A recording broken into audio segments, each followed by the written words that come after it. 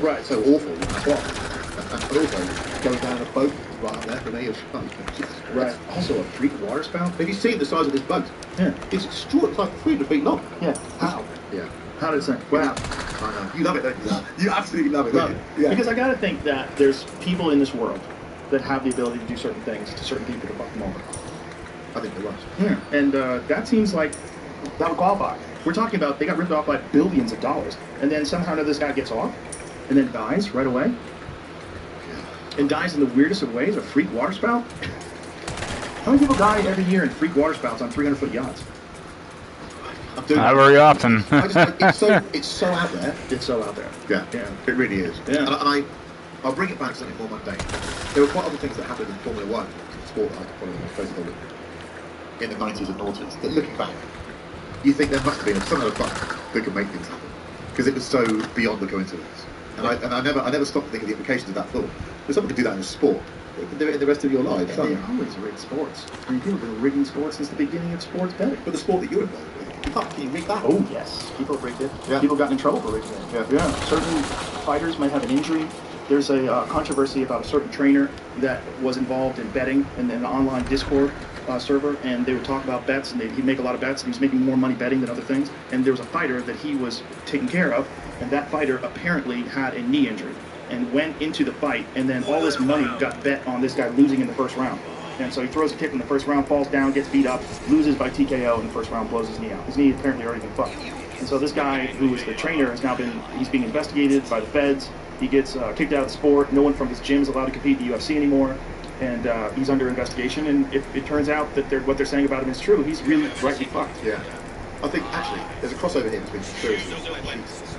Now, I think the greatest book that's not been written, and then will be written, is The Greatest Cheats in Motorsport. Some of the stories I've heard over the years are so good. Just because what they do is they reveal the competitive nature of human beings, but also ingenuity. You'll see people that are mostly genius when they're cheating, not when they're abiding by the rules. Right. And Formula 1 is about the phrase of the great Mark Donoghue, one of your great drivers, Mark Donoghue, Canada driver, he did it at Formula as well. He coined the phrase the unfair advantage, which is a phrase I love because it just defines so many sports. Whether we like it or not, we're searching for the unfair advantage. Right. And in motorsport, some of the cheats I've heard about are just brilliant. Like what kind of stuff?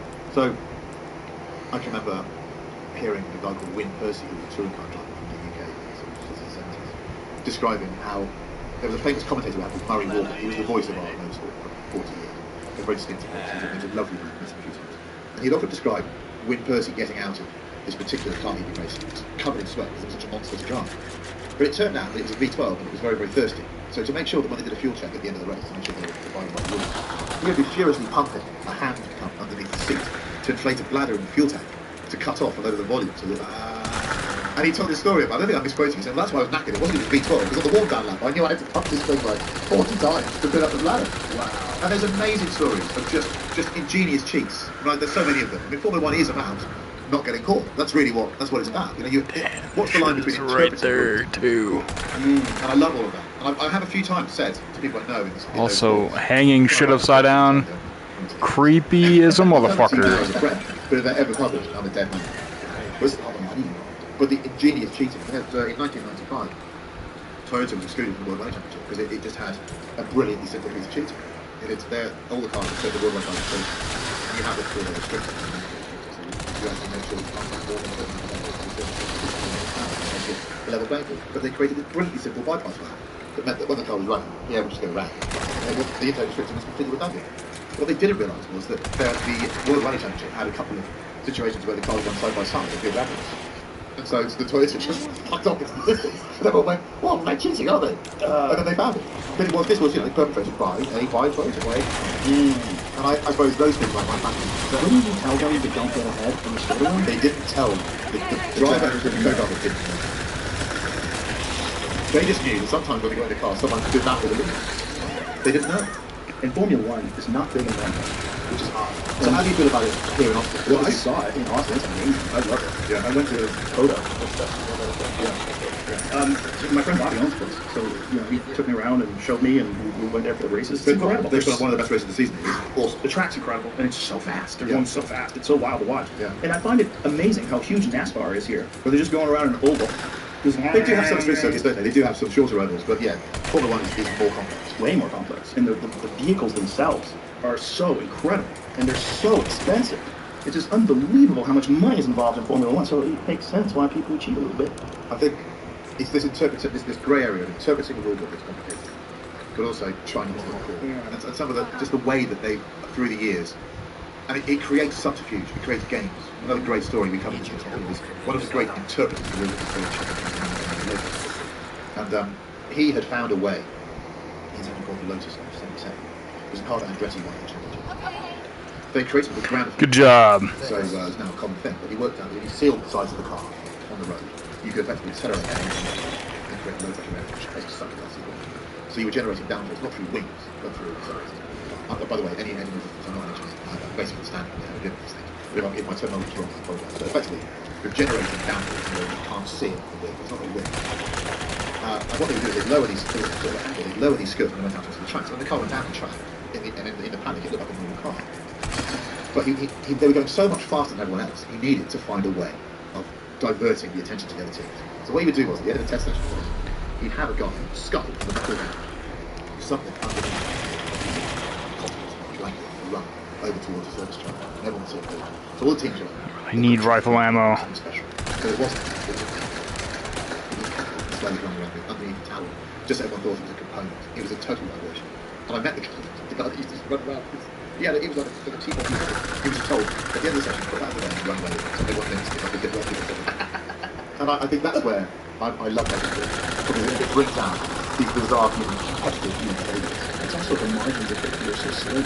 You have the same horsepower, same compound tires, just different engineers putting it all together. But they are different vehicles. Yes, they may have the same tires. Right. But this is, these are a bunch of people, 400 people in different parts of the world are told this is the rule book. The way you go, and the margin, they are within a tenth of each other on a track. Yeah. It's amazing. Amazing. It is amazing. Yeah. But they're all at it, and they're all. There's always some conspiracy at the moment. Red Bull.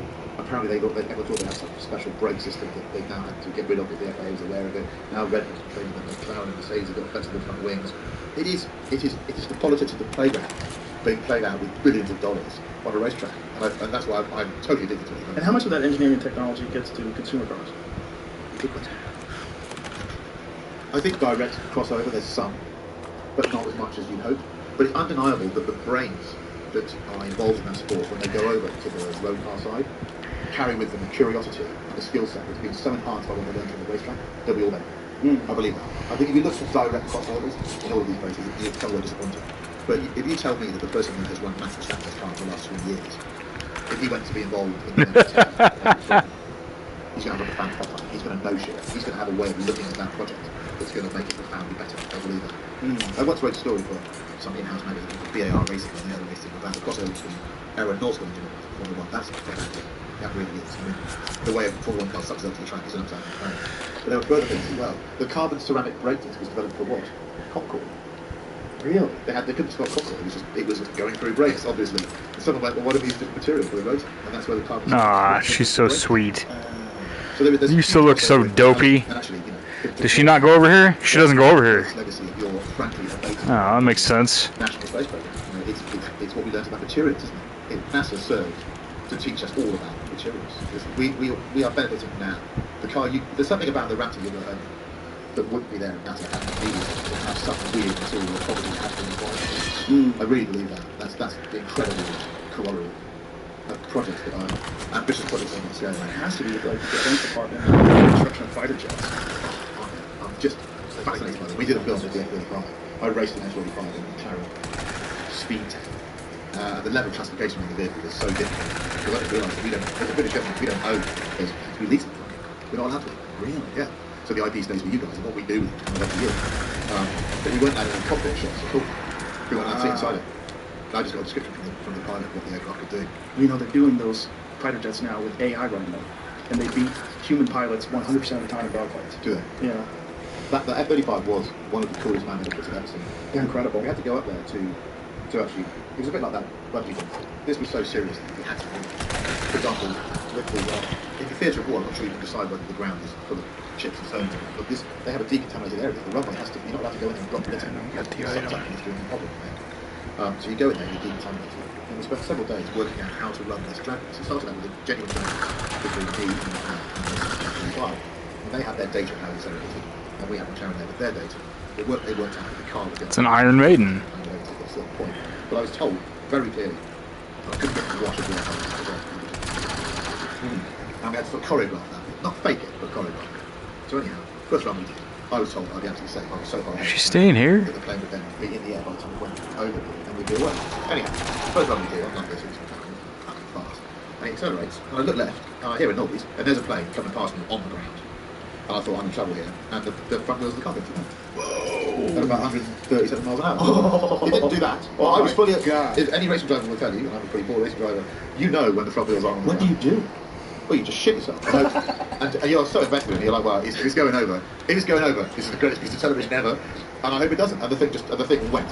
It just went next to me. And again, this is why I want to be someone that expresses joy. What a thing to have done. And when an F-35 comes past you, it's just got off the ground. Right here? Yeah, when this thing comes past you, it just started screaming, fuck! Does it show? Look at that thing there! Wow, that's incredible. It's so nuts that they put it next to that thing. When it was right by Flash grenade. We never showed. Going 218 miles an No, hour. that's kilometers. I don't want to fucking use that. And I just thought, as it did it, the front wheels just went. And I thought, right, follow it. But the power and the sound. You talk about the turbo motor, why they can electric things make no sound. We are amateurs compared to what they did. And they have like 30 minutes of flight time before they run out I of gas. don't think that thing can go very far. But all this spectrum, where we can just decide to do handles like a helmet. Yeah, incredible. It's remarkable. But they don't share the IP at all. You're not allowed to. We're not allowed to see inside it. That's so wild. They can do that. Just hover in the air like that and shoot its draft down. Fucking crazy. Maybe that's the TV show. I just think is it Boys Toys? It's a little bit more sophisticated. There's a whole load of stuff that's got moving parts. I think you're overthinking it. I think you and your passion for automobiles is all you need. Do it on the internet. It'll be huge. I think so. I don't think you need anything else. I quite like those. They're pretty badass. Yeah. You can get all the way up. That's great too. But an F-22, if you beat to an F-22, I flew in an F-18. Did it? Yeah, with Blue Angels. It was insane. Insane. Yeah, insane. Just the G, or the physical effect on your body is so extraordinary. Yeah. And they don't use G suits either. They don't use gravity suits. So you have to hook. So you hold on to the... And you do that breathing thing. You're forcing blood, and you feel your consciousness closing like an elevator door. You see it. You see the darkness coming from the left and the right. You're fighting it off. I wasn't very good at it. I thought I'd be quite good, because people of our height Yeah. should be quite good at it. But I felt it. I got put up on one of those extra 300s, the cut and stunt planes. Mm-hmm. It's a prop set, they're the ones that they use in Red Bull Air races. Mm-hmm. And once you got to sort of 6-7 Gs, Yeah. I started to see. Yeah, you have to fight it off. I think I got to 7.5 Gs, but those guys can go to like 9, 10 Gs like that. It's fucking insane. The pressure and the maneuverability of these things. The pilot took me through like this canyon, and you're 100, 200 feet off the ground, just flying through this canyon sideways. It's fucking insane. Insane. A ridiculous film looking back. Where you got Andy Green. Do you know Andy Green? No. Fastest man on earth. He's the one that still holds the world speed record. So he drove Thrust SSC. He was the first man to go supersonic in a car. And they had this thing called Bloodhound. And this is the last thing I'll believe with this podcast. So they had this thing called Bloodhound, which was supposed to go 1,000 miles an hour.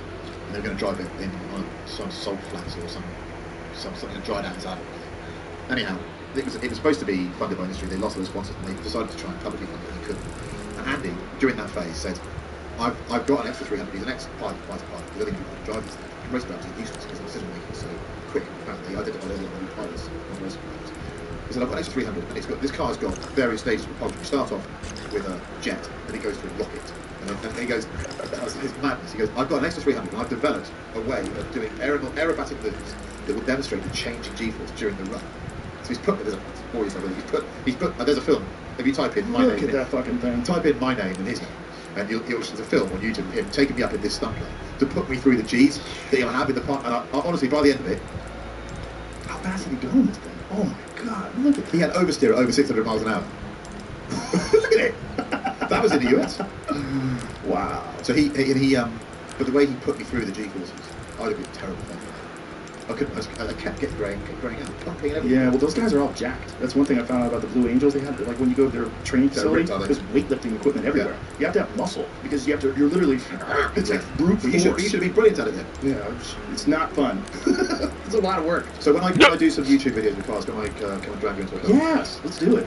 I'm in. Let's go. I love talking to you. Thank you very I much. love talking to you too. Thanks for being here, man. It's great to see you again after all these years. I'll be back in 10 years. No, let's have it quicker. And let's definitely get you on YouTube, on the internet. Do your own thing. It'll happen soon. You don't need other people. Fuck those people. Bye, everybody.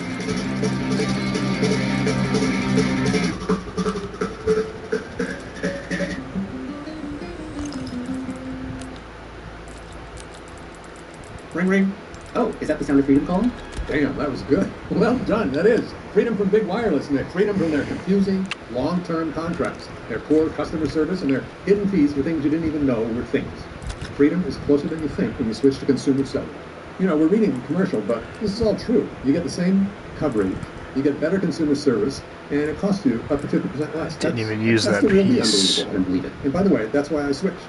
And with a flexible data plan, you only pay for the data you use, not the data you don't. Can you explain that to me? Because I'm not sure. Data. What do you mean the data you use? The data, like when you're using the internet on your phone, it takes up Move, actually. megabytes, gigabytes. You're Someone out listening? there is Yeah. really angry about this because I'm not explaining this. Don't want to use that, but I You only get do. charged for the amount of energy you're using. More internet usage, like you like streaming music, streaming videos, and you're not paying for the stuff you're not using, which is that's how big wireless gets you. Wow, that was very good, Nick. It's pretty well known, I guess, that I do consumer cellular commercials, and I have the last 2 or 3 years. They're like little Wes Anderson films. They are willing to be funny and whimsical. I think you can only do that when you're confident you have something that's really good.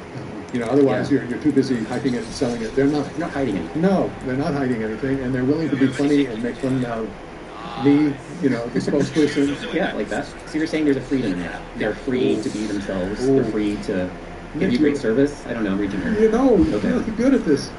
For a limited time, you can sign up for Consumer Cellular and save $50 with promo code TED50. Visit consumercellular.com. It's the second time I've done that. 1888-FREEDOM and mention promo code TED50. That's consumercellular.com/TED50, promo code TED50. Terms and conditions I apply. gotta get rid of this Spotify real quick. Story.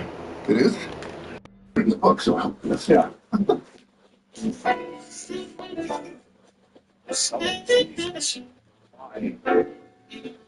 Welcome back to Everybody Knows Her Name. Today I'm talking to an acting legend. Talent and effortless charisma spans generations. I mean, what? Whatever you want, I guess.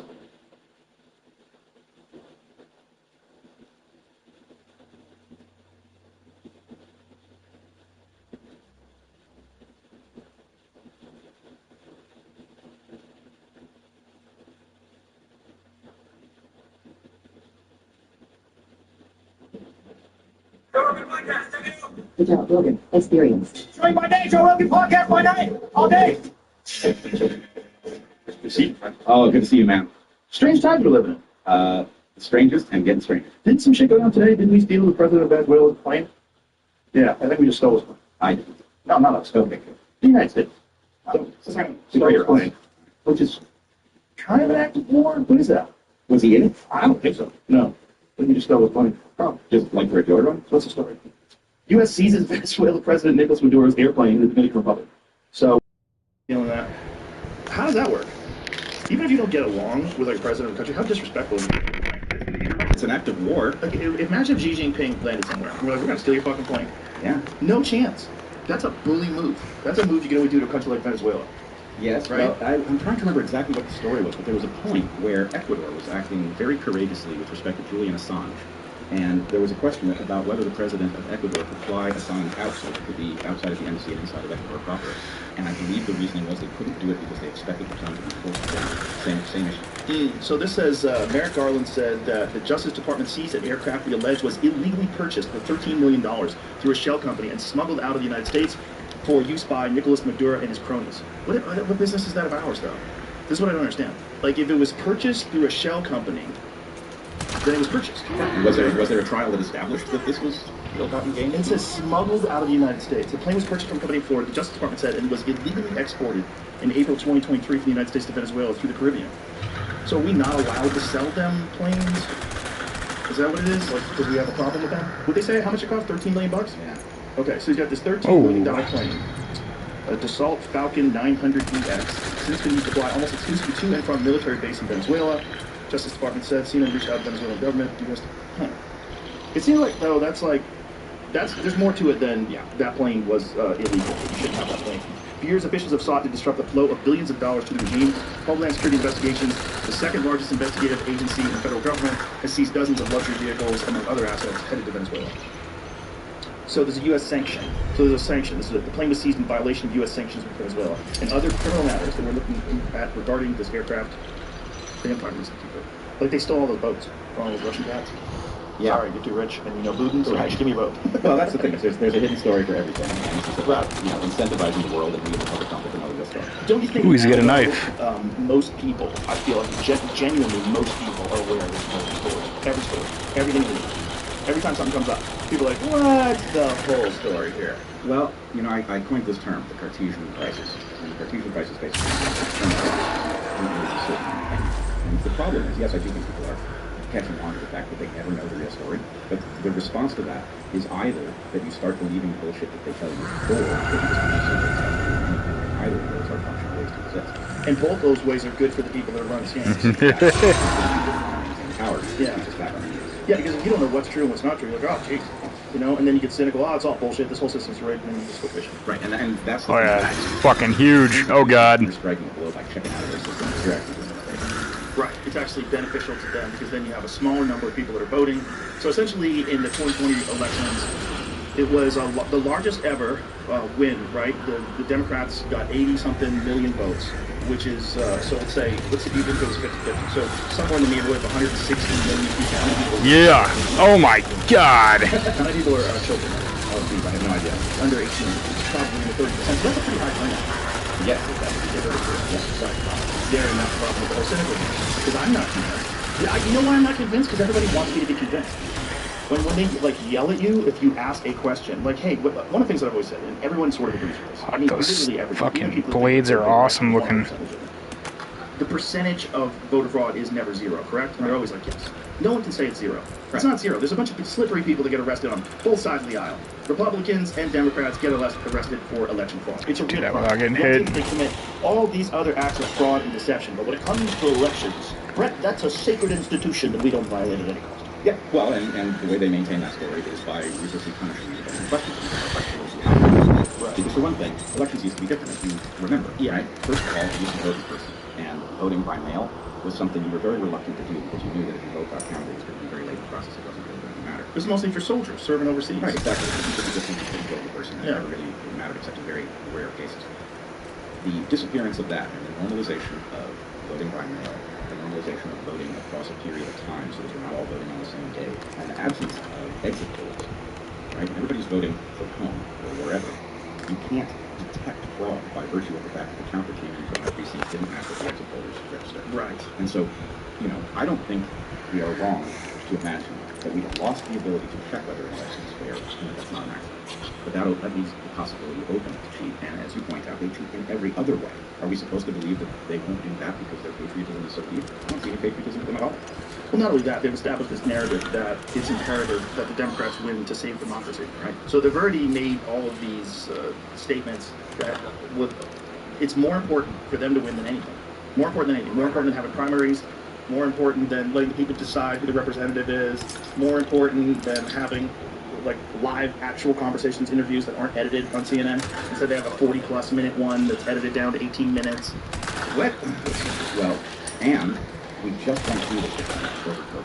Yeah. We know that when they think they're in the right, they feel entitled to lie about everything. They're entitled to coerce. Right. And so the idea that we're supposed to imagine that our elections are somehow different for them, I can't imagine how that would even work. It doesn't make any sense, and it's one of those things again that you're forced into agreeing with just out of fear, because people get very aggressive with it. Just like people are super aggressive about the vaccine. I hate seeing people die because they made a poor choice. But there's something insane about how many people were pro-vaccine advocates that were shaming people and angry people, and now they're dead. And they're not dead because they ran their time and they got old and they died, and it's unfortunate, but it happens all. No, they're dead young. A lot of people. Not 1, not 20. We don't even know what the real numbers are because it's not something the mainstream media covers. Because they've all been vaccinated too, and they're probably freaking the fuck out too. Yeah, it's a huge number of people. We can detect that statistically. The trouble is that it's hard in any individual case to know whether or not we're looking at something that would have happened. Right. So, remember John Ritter? Yes. From Three's Company? Sure. Died of I worked with him. Ruptured. Oh, you did? Yeah, did an episode of his radio with him. Super nice guy. Good guy? Yeah, Great that guy. impression. Anyway, he died of a ruptured aorta, if I remember correctly. long before there was COVID vaccine. Right. So the point is, if that had happened last year, Right. we'd all be saying, come on, Of it's course. in Hollywood, we got vaxxed, and now look. Yep. So it happened. 100%. Right? But the rate at which it's happening has changed radically. Exactly. And the very people who say, oh, that's not the vaccine, are very uninterested in figuring out what it is. So, let's put two and two together. Well, they don't even want to consider the vaccine, which is so crazy. If you called it anything else, if it wasn't called the vaccine, if it wasn't for COVID, okay, because COVID became so, it became so politicized, and it was like culturally so polarizing. Let's pretend it was for something else. And there was some medication, and the people that were taking that medication were dropping like flies. They would 100% make a correlation, and they would make it publicly and it would be in the news. Of course, it might not actually be in the news today, because this is part of the problem we're dealing with advertising and the media, is that there's so much revenue that comes from pharmaceutical drug companies that there's just a reality about them reluctant to print or put any stories on television that are negative. There's too much money involved. Right, there's too much money involved, and it becomes impossible to override this narrative. The narrative takes on a reality of its own, even though it's contradicted by the facts. And our scientific tools they're tremendously powerful at discovering facts. It's not difficult to do, and yet we deliberately avoid using them in the ways that they were intended. Do you think in the future we'll look back on this and there'll be some sort of a shift in the way we discuss it? There's a lot of things in history that during the time when they were happening, I'm sure people were all like the McCarthy era. I'm sure people thought it was very important to root out these communists. They didn't exactly understand. Like, you're calling a lot of people communists, aren't even communists. You're going after people that just went to meetings to find out what's going on. The world didn't exactly understand what that meant back then. We look back at it now, the Red Scare is like a negative thing. It's a dangerous sort of negative aspect of our history. Yeah, although, I'm sure you're having the same experience with lots of stuff.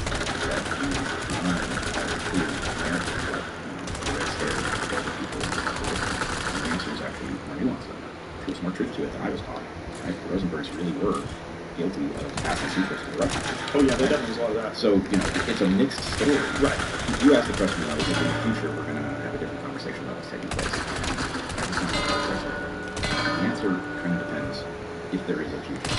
And I worry a lot that not only are we headed into chaos, but that we are going to be denied the ability to have a proper historical because never been used.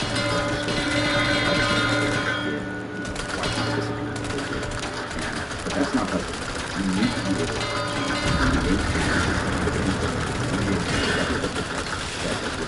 expose some kind of correct.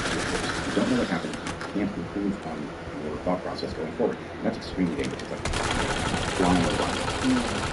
Yeah, that's a great way to put it. And I'm glad you did point out the fact that there were good things. The Red Scare was a weird thing because people would like to kind of dismiss the impact that communists, especially Russia, was having on our government. It was pretty big impact. They did steal the plans for nuclear bomb. There was a lot of shit that happened because of actual communism. But the narrative in our country was a big impact, right? It was like everybody went crazy. They were all looking for, which was true too. But that's part of the problem when you don't know. Like back then, no internet, very low paper trail. It's really hard to find out who's talking unless you get an actual listening device in the room and actually them talking. Yeah, we can't know, and it's important to get your connections into this. You grow up comfortable, you understand what happened during the Red Scare. Right. Then one day you're doing a little reading and you discover the story just as the women were taught, and the more stories you dig into, the more frequently that happens. Well, if you just get one good one, you're hooked. For me, it was the Kennedy assassination.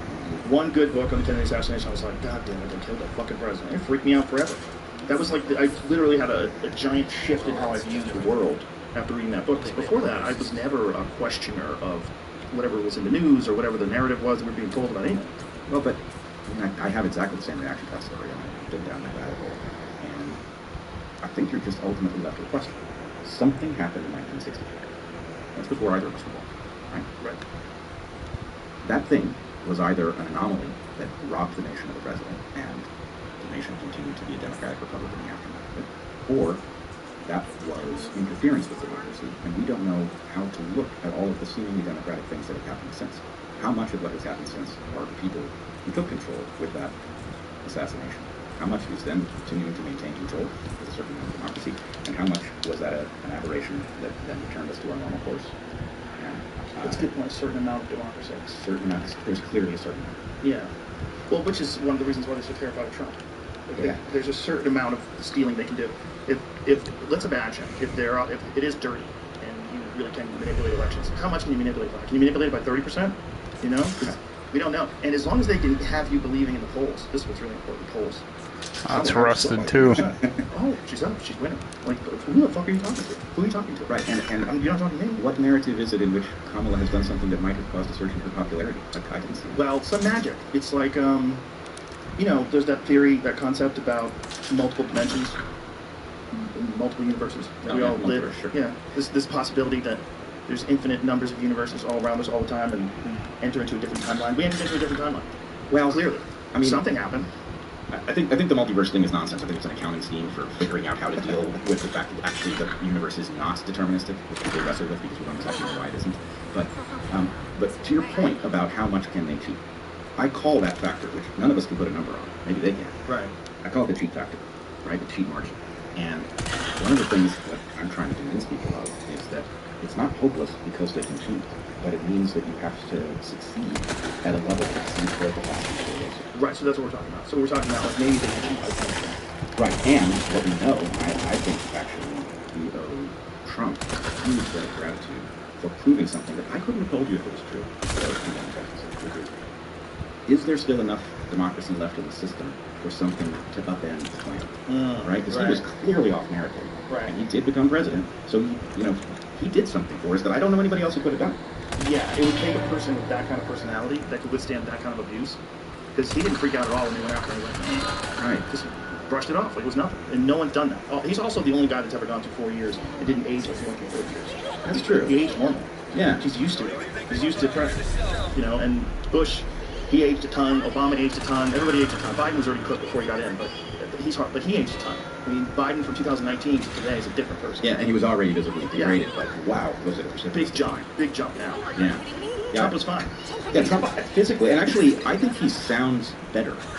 I think, he drives me crazy sometimes when he talks, but I think he's getting better at it. I think he's trying to be a little bit more reasonable, and try to appeal to more people because of that, that effort to be more reasonable. But he's changed his mind about a lot of things. He's talking about legalizing marijuana. He's talking about all these different things that are like, where, you're going to get a lot of different responses from like the hardcore Republicans who are not going to do that. Any idea of abortion, the hardcore right wing is not use at all. And any restrictions on abortion are all the hardcore left wing. So it's mostly the people in the middle. Well, abortion's a good one, right? Because most people are like, no one should be able to tell you what to do with your body, but also aborting an 8-month-old fetus is kind of fucking insane. Yeah, I mean, the funny thing, I've been saying this forever, is that almost everybody agrees on the basics on abortion. We're supposed to not be able to even talk about it. Right. But most people believe that abortion is negative, that if you've got a blastula, right, a clump of cells, doesn't yet have a nervous system, that you have the right to terminate that pregnancy, and that the farther you go through that pregnancy, the less right you have. And most people are incredibly queasy about it. I think that they should be in the third trimester, and that's what we agree on. And so it's really the extremes on both sides that we are up against. But to the question of what Trump is doing with an issue like this, I want to make a couple of points. One, I think there are two issues that are getting tangled. One, I think he's politically going to some places that are not traditionally Republican, because I think he's destroyed the Republican Party. I just don't see the same Republican Party I remember at all. I see a different thing. And it's a MAGA party. Yeah, it's a MAGA party, right, exactly. And it's a very different thing because I see MAGA as mostly the labor faction that was cut loose by the Democrats in the Clinton administration. And so they've now found a home under MAGA. Interesting, right? Because blue-collar people were generally union people, which were generally Democrats. Totally. And then Clinton turned the Democratic Party into a second corporate party, so that those people were homeless. And then Trump picked them up as MAGA, and they're now under the Republican banner. But it doesn't read like the Republican Party at all to me.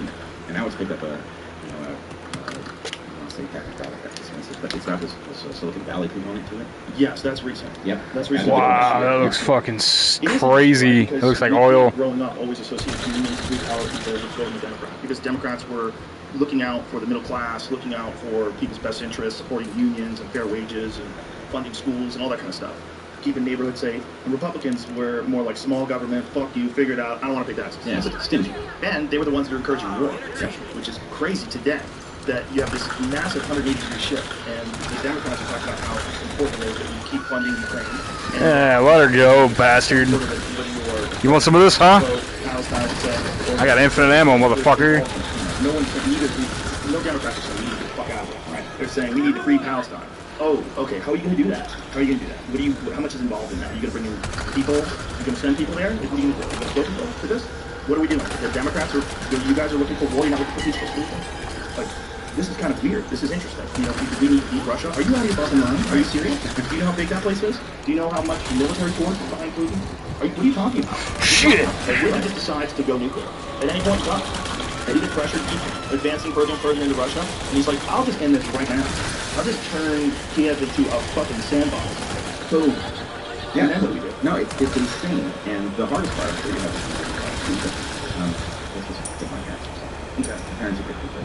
I dropped them fast. They live in LA, so that's why Hollywood house. They cannot seem to grasp the fact that the party that they believe in is now doing the inverse of everything they signed up for. Exactly. Because the New York Times phrases everything, so it seems like the values are so bad. Right. Exactly. It's crazy, and if you're not a New York Times reader, you can barely figure out what these people are talking about. Did you see the article that I posted on my Instagram? It's a title of a New York Times article for today. Which one? Johnny, put this on. I want to see this so you know this is real. This isn't the Battle Laundry. This is an actual New York Times article. You see it? This is so crazy.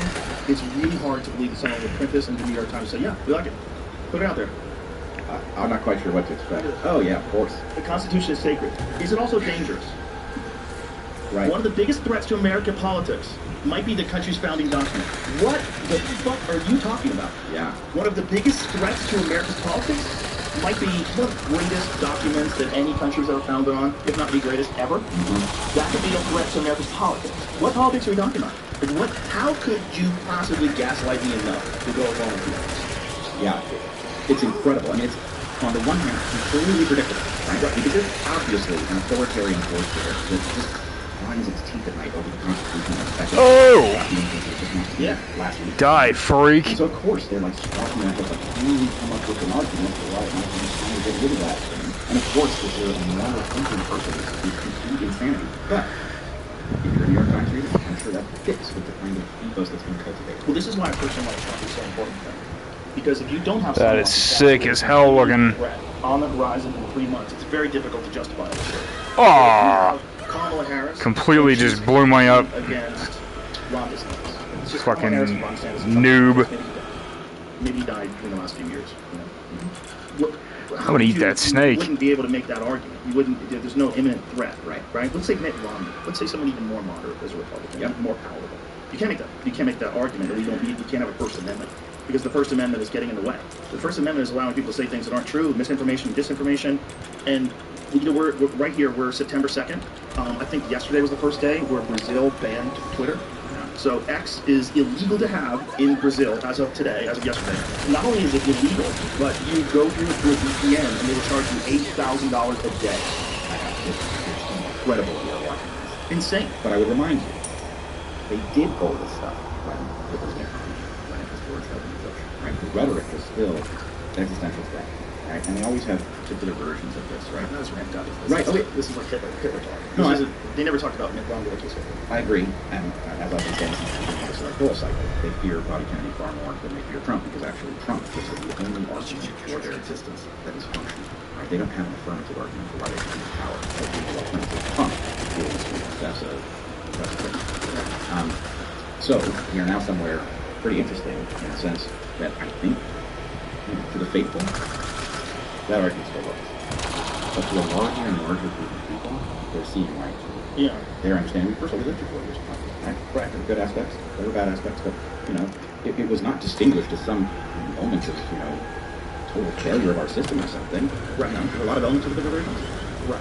And that's where a fun meme is. There's a fun meme that someone made about how you're telling me that he's doing these things that he didn't when he was in office, and you're telling me that you're going to do these things that you didn't do and you're in office now. Right.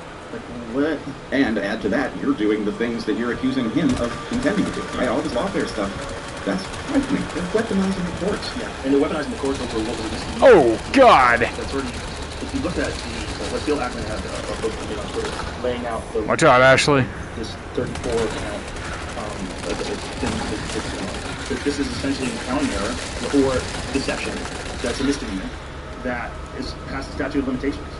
Not only that, but I don't think you have to really even squint at it to see that it's just simply unconstitutional. You can't support to particular people and not others. Right. We have a constitutional right to equal protection under the law, and obviously They are setting a different standard for Trump because they want to keep him tied up in court. Maybe they want to lock him up and put him in prison. But whatever they're doing is un-American. It is dangerous, and very dangerous because we've set a precedent now. Now let's imagine, like we've gone through shifts in this country where we heavily left, like the Carter administration, serious left, you know, and then what if now it's run by a hardcore left? What if there's some sort of an and right, you know, just like the leftists move so far left that if you're not in favor of hormone blockers for kids, somehow you're transphobic and you're a bigot. Like somehow or another, if you're not in favor of that, fuck! What if it gets so right that if you're not in favor of, you know, stops and frisks all over the country for everyone, that somehow or another you're anti-safety of the nation. And if you're not in favor of no-knock raids on people's homes with no warrants, that somehow or another you're a danger to our democracy. Like, it can go really creepy far right, just like it's really creepy far left. And then they're utilizing the courts.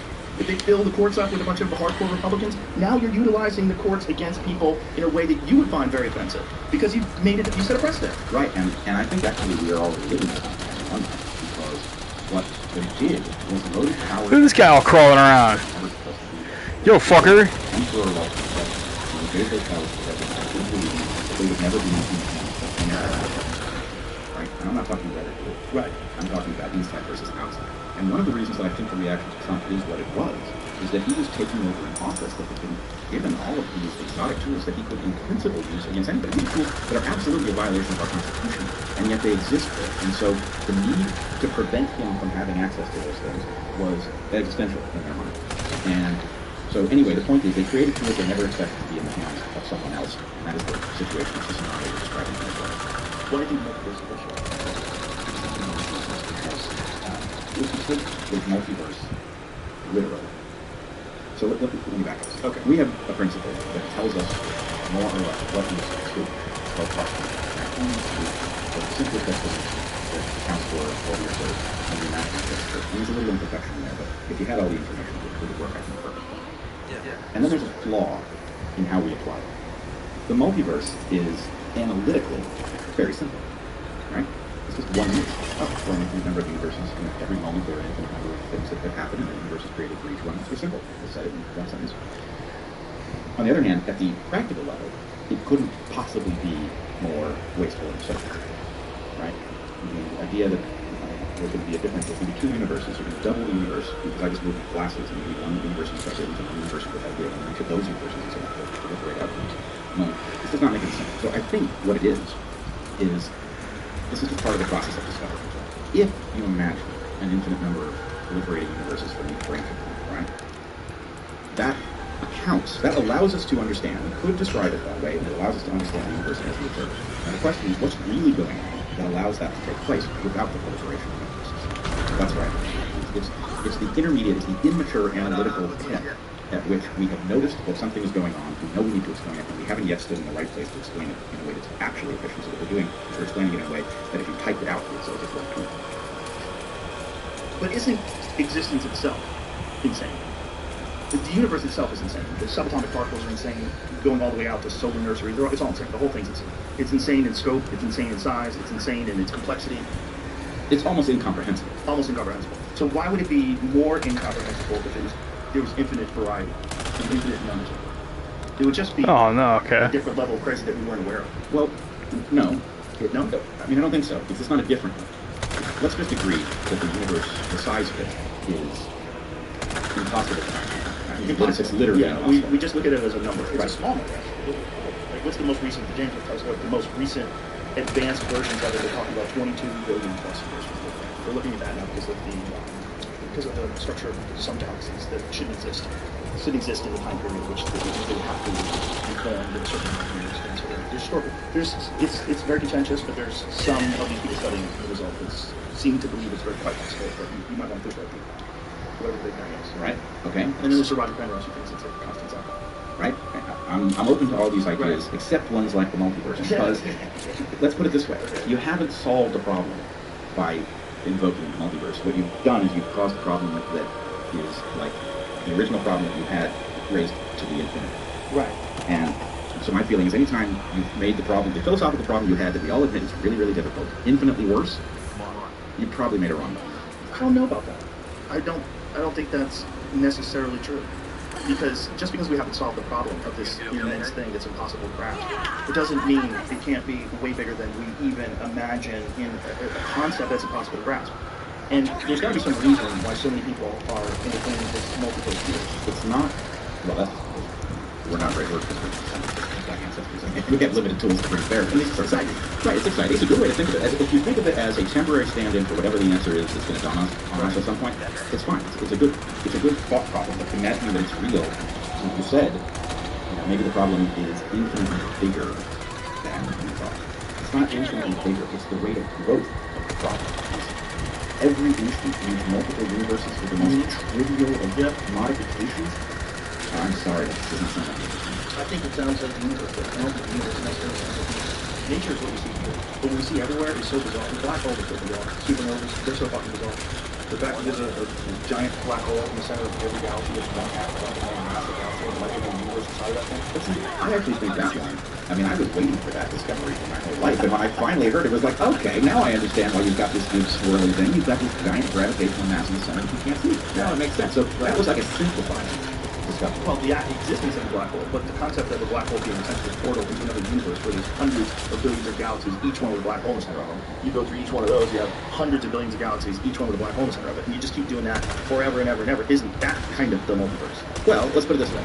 I mean, A, we're a little bit safe here because by definition there's no way of peering into this thing. Right.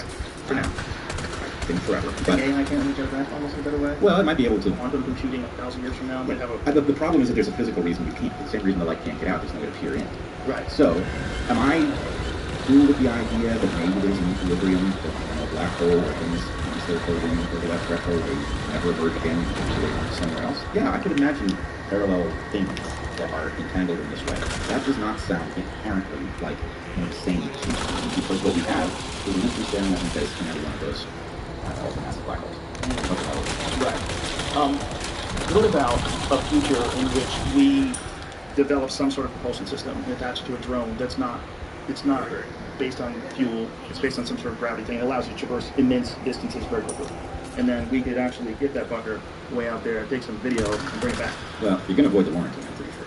Well, it's okay. It's all funded by the government. Oh, right. Infinite money. It's a great check. Oh, just tax people and we'll blame the UFOs. Yeah.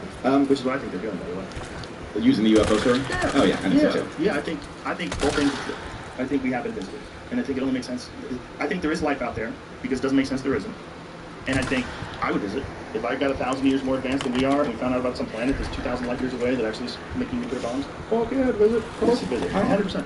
So, of course they would visit. And of course they would want to protect us from the overwhelming shock to our culture that would undoubtedly be thrust upon us if we were confronted with a city-sized spaceship that's hovering over Detroit, just hovering over there. It would send the world into a massive panic. No one would know what to do. I'm not sure about this. So I want to just address that. Okay. So my perspective, you're absolutely right. It would be, there's every reason to think there's lots of life in the universe. Right. And that life that attains a certain level of cognition will inevitably create technologies that break boundaries that it can't biologically break.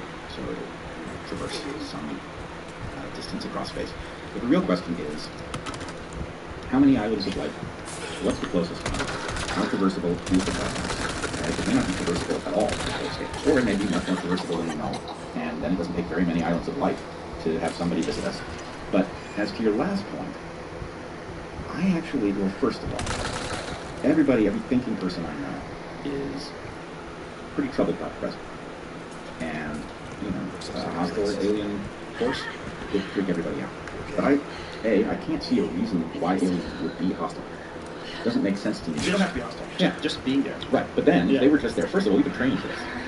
Right, we all spend a lot of time on sci-fi stories, aliens, all that stuff. Right. So I think, actually, we wouldn't be impressed enough, because we've seen really impressive stuff on screens again and again and again. If you actually heard that this stuff was going on, the ship showed up in the sky, and you could see it with your binoculars, I think the question is, well, are they friendly? And what do they have to say? Right? I honestly don't think, if I heard about it, I would think that's got to be good news, because... Right, but to anyone in power, this would be a gigantic threat. To anyone trying to pass off some sort of narrative that this is we're in the lead in terms of like the moral high ground in the world, that we're the wisest, we're the best, we're gonna make decisions for everybody. That would throw a monkey wrench completely into the ears of everybody. Totally. So they would lose all control. They would Right. lose all authority. They would lose all respect. But why are the aliens abiding by their command? Because I don't think they are. I don't, that's not what I'm saying. I think that would freak them out, and they're not doing it. Right? I think if they are real and they do observe us, they probably observe us in a way where there's a limited amount of detection. And I think there's probably, if I was going to acclimate a culture to the idea that they're not alone, I would do it slowly. That way you could have the same ultimate effect eventually, and maybe help them along their evolution as well, along their cultural evolution. So like slowly introduce this concept that they're not alone, and then do it over decades, which is exactly what's going to happen. Yes. And the acceptance of it has changed. From when I was a kid, you talk about UFOs, you're 100%. Yeah. Straight up poop. And then the Bob Ross story came along, everybody was like, hey, wait a minute. Was that guy telling the truth? And I was like, no, that still seems like bullshit. And then some questions starts, education background, bullshit. But then over time, more people have seen enough things like Commander David Fravor, and more people see things that like have no explanation whatsoever, and you start hearing stories from high-level people about retrieved vehicles, and it's more and more and more and more and more normal people talking about it, and more professors at Stanford and the New York Times in 2017 prints a story, and respected Air Force pilots are coming out and talking about it. It's a different world. And it's a different world just over a few decades. Yeah, it's a different world, but I still haven't seen anything that is invested in as psyop. Right, I haven't either, but also I haven't seen it. Right? I mean, these are unique experiences. The problem with unique experiences is everyone has to just sort of trust you. Unless you have some kind of evidence, everyone has to trust you. Even if it's a whole town. It's a unique experience in the town. Mass hypnosis, a bunch of bullshit artists, 50 million for tourism, like Virginia and Brazil. The entire town saw this thing. So, I'm not sure if it's all bullshit. I think there's some bullshit mixed in with some real stuff. That's what I think. This is my conclusion of the problem. Because if you go back to like the Kenneth Arnold sightings in the 1950s, we didn't have anything. Nobody did. There's no way anybody had anything in the 1950s that could shoot across the sky, soundless, make no noise, skip like flying saucers is what the way they described it. I think there was 9 of them together. We didn't have anything like that. So maybe occasionally we're visited. Maybe occasionally they show themselves. And maybe they have been here. Tucker thinks they've been here all along. He thinks they're a part of this world that we live in. They hide from us. Maybe they live in the ocean. Yeah, I mean, you know what my stock and trade is, and my feeling is I'm perfectly open to the possibility that there are alien intelligences in the universe, and I'm perfectly open to the possibility that they would stop by. But I'm going to need something like evidence that isn't better explained by terrestrial bullshit, because frankly, terrestrial bullshit is guaranteed. Right. If they had some sort of a drone that used gravity and could zip across the sky like 10x light speed, they wouldn't do it, right? Yeah, but I don't even think look, I think the fact, and I think you may have talked about this before, but the fact that these things are doing stuff that's beyond any terrestrial craft that we know of, and they're silent, that's because they're not craft.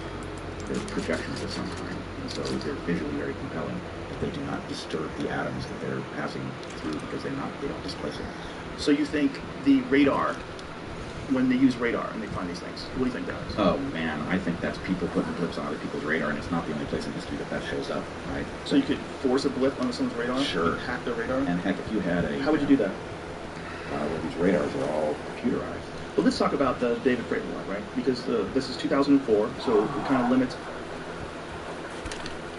You have extremely powerful computers. You have a lot of stuff going on, but we certainly don't have what we got 20 years ago, right? Yeah. We all agree with that. Now, they have Ooh, that's a big fish. different mediums, multiple different types of evidence. They have visual eyewitness testimony, and more than one jet sees this thing, more than one pilot sees this thing. They all have the same story. This thing zips across the sky. They have the radar that shows that this thing went from 50,000 feet above sea level to 50 in a second.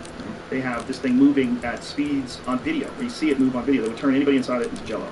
Yeah. So it's whatever the fuck this is, it's doing something that we didn't think human beings could do. Yeah. Right. So you have 3 different ways of verifying that there's something there. You have the radar, you have video, you have eyewitness testimony, you have this thing flying to the cap point where they were initially supposed to, when they were doing their training mission, they were supposed to meet. Yeah. There's a lot of weird shit with that. Yep.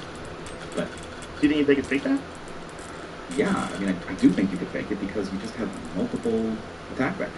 So You've got- how would you fake a visual sighting from trained fighter jet pilots over the ocean? A projection. A projection. Yeah. And where would the projector be? I don't know. Could be from outer space. Could be from an aircraft that's flying too high to see. I don't know. And how would you do that? What technology would enable you to make something look? I mean, they even had a disturbance of the ocean floor, or of the ocean surface, rather. So, I'm not an expert in these technologies. I'm not claiming that I could be. But what I'm saying is, A, you have a huge amount of classified technology. Just imagine for a second how useful it would be to be able to convince your enemy that you had aircraft in its airspace, that they were able to exceed limits, whatever. So, do you think we've worked on the ability to fool an enemy into believing that we have capacities that we don't have? Right, of course. So, given that those programs are essentially certain to exist, do you think anybody's ever going to have the idea that actually, in this case, what's useful is some unassailable Oh, that's fucking awesome. undeniable experiences that suggest that is, I am in the water. Somebody's going to know that. So this would explain why these things are able to stay stationary in 120 knot winds, because they're not affected by physical reality. Yeah. They're just images. There are That is wild looking. You can see the surface. Agree to suspend the disbelief and have to look through your eyes and register something as if it's violated the law of physics. So we all know that. David Blaine. Right. Yeah. Now imagine that you have teams working on illusions. You're going to do so in a context where you have no concept that that's going to happen because you're so used to trusting what your eyes perceive, what your ears hear, all of those things. So all I'm saying is the evidence that these things exist always hovers in a realm where a ruthless whatever could have faked it. Right? Whether that has to do with an MK Ultra intervention where somebody could have done how they were doing and show things that they're more open to because they were in a state in which they were induced openness. That's a possibility. Or a mixture of things. You see something, you've been brought into a state of openness, you accept it more than you think you have, you just don't know what anybody thinks it's acquiring. You just wait to see a piece of evidence that's Have you seen any of Gary Nolan's stuff on the metallurgy, different samples that were collected from these supposed down crafts that defy all standard alloys and so expensive to be? You've got alloys that are beyond technology, and you've got discussion of alloys that are beyond which is well, certainly discussions. That's the problem. But Chilling in the back of the pool. Who see if you can find Chilling in the fountain water. So Diana Pasolko, who's been on the podcast before, she'd done some excavating of these areas where they report that these things crashed, and they could still find pieces. Which maybe it was as soon as you still you can off. It only makes sense someone out there to pick everything up. Why would you sit? Yeah, you would take truckloads. You would get every single scrap of that stuff. Yeah. But if I wanted someone to believe that a craft was there, I'd leave a bunch of bullshit out in the field. I'd blindfold them like they did. I'd take them out this spot, this spot. Right. Around, oh look, we found a piece. Like, how do you not know where all the fucking pieces are? If this thing crashed 30 years ago, why did you go to this place with a fine-tooth comb? People do that for arrowheads. Yeah. Why would you not do that for alien craft metal? Of course you would. Yeah, also, there's the other problem. It's like, why these things crash? Right, exactly. They're so fucking good. They get here they're partying, they got here, and they just, they don't know they're... You get a hold of some fucking Jack Daniels, and they crashed in the sand. They're having a good time in America. It's also, that's a good problem, too. A lot of these sightings in America. There's sightings overseas, for sure. They happen all over the world, undoubtedly, but they have a lot more here. We have an alien problem across many different dimensions. Yeah, we do. We have multiple alien problems. Yeah, we have multiple. That's another thing they're gaslighting people on. The idea that they would let people come over here so they would vote. Of course they would. That's a great way to get voters. So these are these pieces that Gary Nolan claims to have had. But what does it say about these pieces? U.S. explosion. Okay, so this is from, how do you say that? Ubatuba, Brazil. So this is a different, it might be a different pronunciation of Portuguese, but this is a different crash than the Varginha one. So there's been multiple sightings and things happen in Brazil. Brazil also has a little bit of handling problem. Oh yeah, little one. But the Varginha, that's the most one. All right. Those fragments there. This is the... From where I'm sitting, to look like they were made of pixels. It's fucking dope. That could just be a low resolution. No, I'm kidding. I'm just saying, we're looking at that thing as if we know that it's a fragment of metal, and we're being told that it has properties that are unfamiliar, but what we have, the evidence you and I have, is pixels. Right, sure. We're not there. We don't get to see these things. Also, even if you gave it to me, how's that going to help me? I have no idea what you're... Yeah, I don't know what that is. Yeah. I don't even if you gave me the microscope to look at it, what am I seeing? Right. I'm seeing layers. Is that what it is? Right. How'd they do this? Right. So that's why, look, I want a team of honest biologists to look at some space biology. That would settle this immediately. Yeah, immediately. Yeah. Like if there really is a body. Just one. Everyone says there's a frozen body somewhere. Just one. That's all it takes. We can settle this tomorrow. That's what people have. Okay, here it is. Alleged extraterrestrial metal from the bottom of a wedge-shaped craft in the late 1940s made of 26 alternating layers, 1 to 4 microns dark bismuth and 100 to 200 microns silver, magnesium, zinc alloy. Each of 6 pieces received from U.S. Army source were formed with a curvature of thinker. Wow. That is incredibly compelling metallurgical narrative. It is true. Transmitted by pixels. Right, that's the problem. Yeah, and, that's the and problem. also, the late 1940s. How many of these fucking things crashed? It's happening all the time. That's a weird thing, right? Like, think of how many Corvettes there are. Yeah. You don't find a whole lot of them on the side of the road crashed. Yeah, it's not a common thing.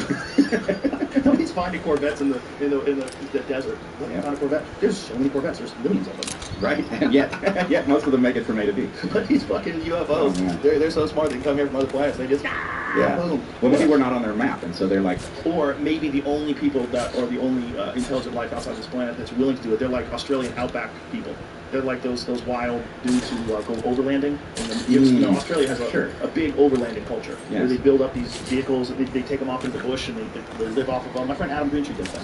These people are wild. Australians are wild folk. So maybe they're like the Australians of space. overlanding, it doesn't always work out. Overlanding. They're these nuts that, like, there's people that go out in the desert for 30 days and they have enough food and water and they have a solar thing on the top of their rig. And that's what charges their cell phone. They have, jerry cans of petrol so they can keep going. And, Well, I kind of dig this. Look, Yeah, it's fun. if it were possible to Right. traverse vast empty spaces and go to places that were known to have life, I'd be all about that. but So, it would yeah. only be the real hardcore adventurers that would take that chance. And maybe those people are nuts. Maybe those alien people are nuts, just like the human people are nuts to do that kind of stuff. Right, they like to get into trouble, Yeah. winch themselves out, and Wild people. Yeah, They got winches on their spaceships. exactly. Well, you got to also think. Here's another problem with the idea of them being biological. It's far more effective to send things that are non-biological in space, like what we're doing on Mars. We don't have a base on Mars, allegedly, but there's a lot of genetic people who believe we do. But they do certainly have some robots that are on Mars that's yeah. gathering data. They're doing it right now, and so you don't have to worry about radiation and all the things that kill people, make people sad. If we lose one of those rovers, who gives a fuck? Make another rover, ship it out there, fly it. Nobody cares. If you lose 50 people, if you take 50 people and they die on your Mars trip, you're going to have Congress is going to be meeting about it. What are we doing? Why are we killing people? Let's not do that. And so as time goes on and as technology improves and as sentient artificial intelligence becomes a better option for sending some intelligent robot to gather data, why would anybody go through space as a living creature? It's stupid. Yeah, I mean, I agree. On the other hand, I probably, why do I want to go to the Amazon, right? I can see. Yeah, but you can go to the Amazon. That's the thing. Humans live in the Amazon. Humans don't live on Mars. It's way simpler to send a robot to Mars. Why would we go to Mars? Yeah. Yeah, there is a good reason to go to Mars. And the good reason to go to Mars is we are in jeopardy here. And I don't think Mars is in any way a long-term plan for survival of people. But there are processes unfolding here in our solar system that put us in jeopardy essentially here on Earth. And having just at least an outpost of people somewhere else would not be a bad idea.